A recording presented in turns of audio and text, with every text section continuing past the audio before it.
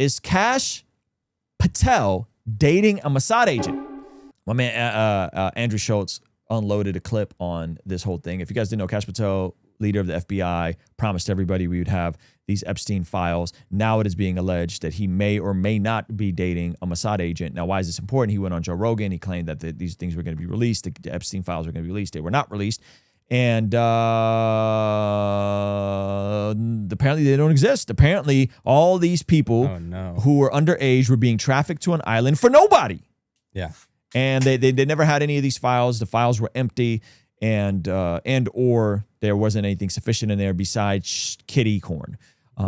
So he's now getting dragged, and this is a contributor on Breaking Points, which I'm kind of questionable.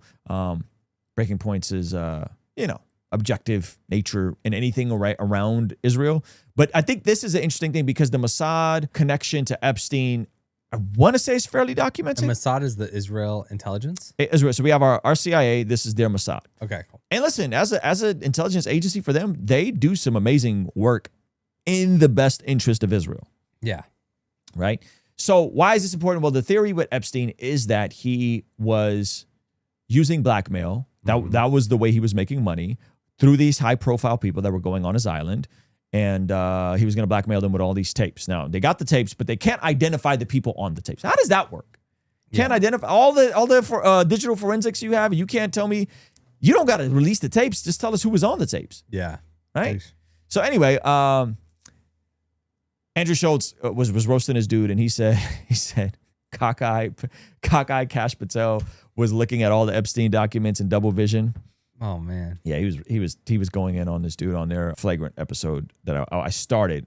Not a full endorsement because there's definitely some profanity on there. But let's jump into this video. So this is them. Is the director of the FBI caught up in an Israeli honeypot operation? All right, here's the context. Quote, some social media users have wondered whether the FBI and the U.S. Justice Department's refusal to release the list of Jeffrey Epstein's clients could have something to do with Alexis Wilkins, the 26-year-old girlfriend of 45-year-old FBI director.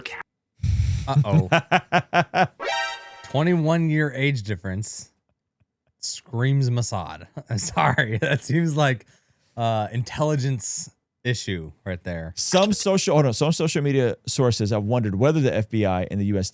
Justice Department refusal to release the list of Jeffrey Epstein clients could have something to do with Alexis Wilkins, the 26-year-old girlfriend. So, yeah, that's a big age gap. It's not nothing. You had an interesting point. Yeah, I was like, I think she fell in love. She didn't fall in love with 45-year-old Kash Patel. She fell in love with FBI director Kash Patel.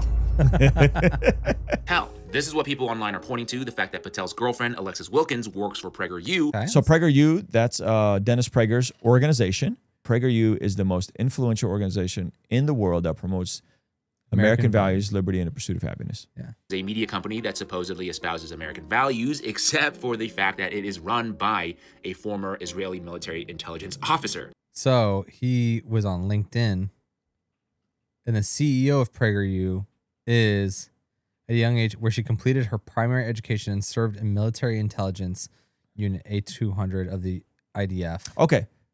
So here's the thing. I don't know if they know this, but everyone in Israel has to serve in the military. Yeah. Like if you don't serve in the military, you're frowned upon. 2 years minimum service, 18 to 20, and then it says where she completed her education and served in military intelligence. So does that mean she was a Mossad agent, or does that mean that she served in intelligence, and does everyone that serves in intelligence? I don't know. Officer. Now, I did a bunch of digging, and unfortunately, there's actually not a lot of public information to go off of in terms of Alexis Wilkins' background. Now, what I was able to find is that her father worked for Gillette and that her mother was in aerospace and pharmaceuticals. It also says that they lived in England and Switzerland before settling in Fayetteville, Arkansas when she was 9.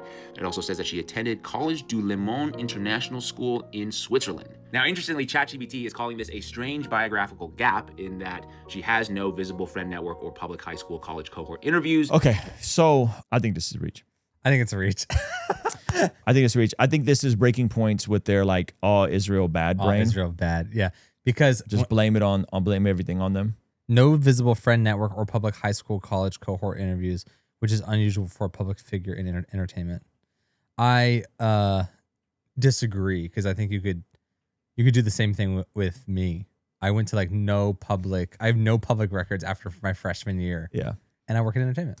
And it would be like if you ever did anything for PragerU Yeah. or Daily Wire. Oh, Daily Wire is ran by a Jewish person, Yeah. or PragerU is ran by Dennis Prager, and then the CEO served in the IDF military once upon a time, and she was in intelligence. Therefore, Zach is a Mossad asset. Zach served with the IDF, the Irish Defense Forces.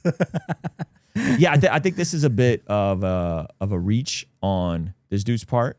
Yeah, a little bit of a reach. But let's see. Let's let him make his case. Which they say is unusual for a public figure in entertainment, and that if a Mossad asset were inserted early in life, these gaps would be precisely where you would hide alternate history. Pause or it. But hidden- is she even Israeli? Yeah. Wilkin? Is Wilkin a Jewish Alexis Wilkins. name? Alexis Wilkins? She traveled abroad as a young person with. I don't think family. Mossad is recruiting random Americans from Fayetteville, North Carolina, and churning them into Mossad agents. Yeah. I think a Mossad agent would be someone that is Israeli. Maybe they went to Israel on a birthright trip, decided to serve in the military for 2 years because they were, they sipped the Kool-Aid all the way on the Israel thing. And then that person becomes a Mossad. But this girl doesn't even seem to be Israeli. Yeah, that's crazy. Go ahead. Their training. Dr. Simon Goddick says that Alexis Wilkins is nearly 20 years younger than Kash and also works for an NGO that's basically Israeli intelligence. That's PragerU that he's referring to. Okay, And he so says, again, this is the guilty by association fallacy. This is the Yeah. because PragerU is a Mossad intelligence asset. We're now, and I got a theory on this, by the way, which I'm going to drop on you, and I want to see what you think about it. Yeah. But yeah, I think this is the guilty by association. He's making the claim that PragerU is Israeli intelligence. Yeah, and that they're a non-government Israeli intelligence operation. And he says, and PragerU seriously- has been around for decades. Yeah. And he says, and seriously, why would an attractive young woman date a not so attractive Indian American? Classic honeypot. I feel like you Yeah. see that all through history, though. You see all through history. Yeah. But the age gap does seem sus. I'm not going to lie. We can all agree the age gap is sus. The age gap is sus. Yeah. And it's not like he's like a 45-year-old super attractive Jack guy. Yeah. You know? He's no Andy Elliott. Oh my gosh. why would an attractive young woman date a not so attractive Indian American? Classic honeypot. I mean, I don't know. Who are we to really judge what people are attracted to and not attracted to? Anyway, I'm not sure what's true or what's not true, but evidently these are, quote, classic elements used. Also, why did that dude throw an Indian American like it was supposed to add to his unattractiveness? Low key, huh? That's dirty, That's yo. messed up. Good Lord. Used in honeypot operations, soft power, ideological alignment, and sexual emotional entanglement. Let me know what you think. Okay. Is the So director of the I got a theory on this. Okay. Let's see what you think. Okay, so you know that the world of conspiracies used to be primarily a liberal leaning thing. Like when I got into it, it was like the Illuminati is in bed with George Bush and 9/11 was an inside job by conservatives against America. So when, was it Michael Moore did a documentary, Fahrenheit 9/11 or whatever it was called, it was mainly folks on the left that were like, yo, big government bad, conservatives bad. Why? Because it was the right that had power. And this is the Iraq and Afghanistan war. Yeah.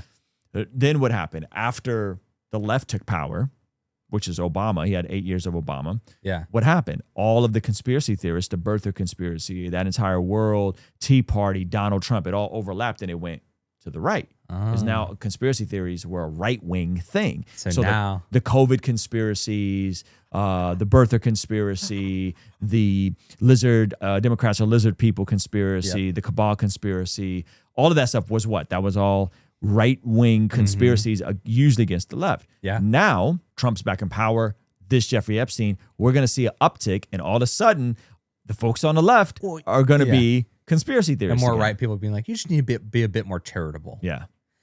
The whole world isn't against you. You just relax. Yep. The FBI has your best interest in heart. Yeah. Yeah. I mean, that's happening within MAGA right now. Like know, Ben it is. Shapiro's Yeah. coming out and like, this is the official report. I don't The think there's official anything to see here. clearly Which says. maybe we should react to that. We should. And so you have Ben Shapiro that's like funny. now advocating for the narrative. And to be fair to Ben, like he kind of did that with COVID. He did that with a couple things.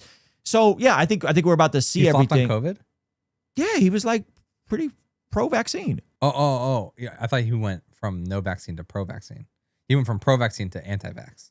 I don't even know he really went anti-vax because his wife's a doctor and he's like pro big pharma. You know what I'm saying? So he's still pro-vaccine. Yes. As far as I know. Maybe don't quote me on that. So I think this is all going to shift, and now we're going to get people on the left who all of a sudden start acknowledging the conspiracies and where the Epstein files. And you will have some people on the right that will be more or less connected to, how do I say this? That are okay to push against the status quo of the Trump people. Like the Trump folks who have now seemingly bowed a knee to whoever was behind, whatever was in those files. You're going to have people on the right that are going to push back against that. I mean, so you already see it with Vinny and Valuetainment and Patrick Bet-David and all those guys that are like this. Patrick Bet-David said this is the biggest betrayal. So it'll be interesting to see. And then will people flip and go back to the left? Yeah. You know, like if people start changing their political ideology because of this stuff, that'll be the real tell sign. So anyway, hey, thank you so much for watching this video all the way to the end. If you liked it, then hit the like button. If you liked it a lot and have a thought to share, leave a comment. If you are listening to this on the podcast app, make sure to leave a review, and you could even leave a comment over there. And if you want to watch another video that is recommended just for you, hit this video over here. Let me know if they nailed it. Also, you can partner with us monthly, which helps us out a lot in our monthly community, get access to early drops and all that kind of good stuff over here. All right, I'll see you over there. Peace.